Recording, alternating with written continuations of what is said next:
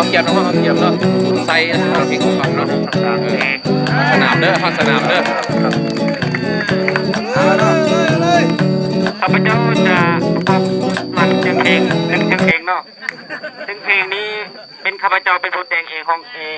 อาจจะมีข้อผิดพลาดบางส่วนบางอย่างเนื่องจากว่าผมมีผู้ปรึกษาน้ำเนาะเลยอาจจะมีข้อผิดพลาดบ้างเนาะชื่อเพลงมีชื่อว่าวันดูพนังเนาะเอาโยกยั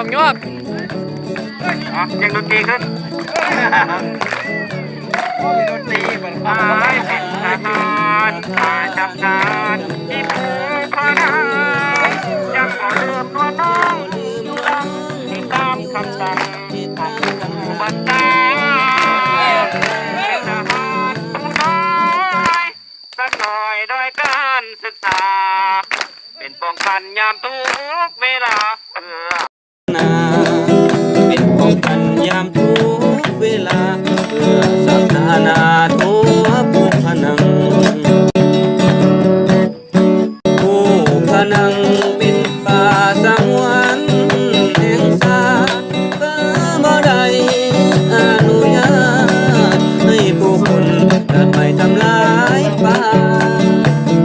ให้เป็นทหารจริงจำต้องจากน้องแก้วตาโดนนายจะกลับมาขอน้องแก้วตาสาลอกคอยก่อนผู้พนังจงสั่งของฟัง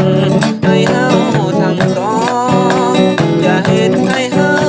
มันร้องอย่าให้ผู้สองต้องขาดจากกันให้มีวันนั้นวันสำคัญคือวันแต่งงานวันสองเฮากันตามสัญญานั้นเด้อผู้พนัง